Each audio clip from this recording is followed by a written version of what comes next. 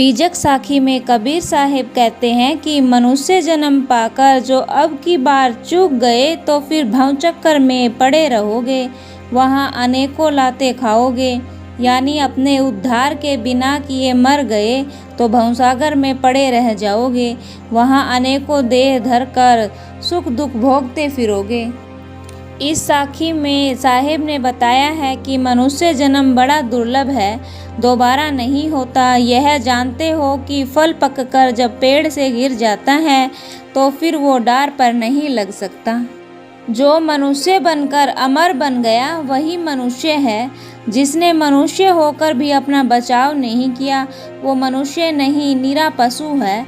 जो अपने ठिकाने पर नहीं पहुंचा वह चींटी से लेकर हाथी तक बनता चला जाता है, कभी छुटकारा नहीं पाता। साहेब जी कहते हैं, पृथ्वी, पानी, तेज, वायु, आकाश, इन पांचों तत्वों का बना हुआ पुतला यह देह है, जिसका मनुष्य नाम रख छोड़ा है। एक तत्व के बिछुड़ते ही सब जगह व्याकुल हुआ फिरता है, यानी इसे राम तत्व का भान नहीं रहा, इस कारण भटकता फिरता है।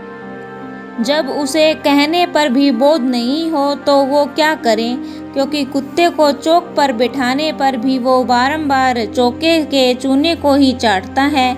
यानी समझाने पर भी मनुष्य नहीं समझते, बारंबार कुत्ते की तरह विषयों में ही मरते हैं। वो मनुष्य क्या करेगा जिसके दिल में धोखा ही ब्रह्म बनकर बैठा हुआ है, जिसके की हृदय में अणु मात्र भी प्रकाश नहीं है। वो ये समझता हुआ भी कि इनमें कुछ भी सार नहीं है, फिर भी फंसा रहता है, वो छुटकारे का उपाय नहीं करता। साहिब जी कहते हैं, जो सूर्य पूर्व से उदय होकर पश्चिम में छिप जाता है, खाने के लिए भी पवन का लहरिया है, पर उसको भी राहु ग्रसता है। फिर मनुष्य क्यों भूल रहा है कि मैं ऐसा ही रहा आऊँगा। राम राम भी कहते सुनते हैं, दूसरों से शास्त्रार्थ भी करते फिरते हैं, बिना सोचे समझे दूसरों के पीछे फिर रहे हैं। वे बैल मनुष्य की खाल को ओढ़े फिरते हैं। कबीर साहिब कहते हैं, ए मनुष्य, तू देह अभिमानी क्यों कर रहा है?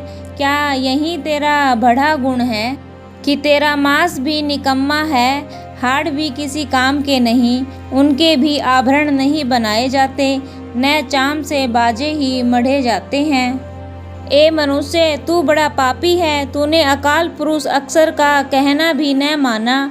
जैसे वन की मुर्गी चारों ओर अंडे देती फिरती है, उसी तरह तू भी जनता जन्माता रहा, 84 लाख में भरम भरम करके दुख पा रहा है।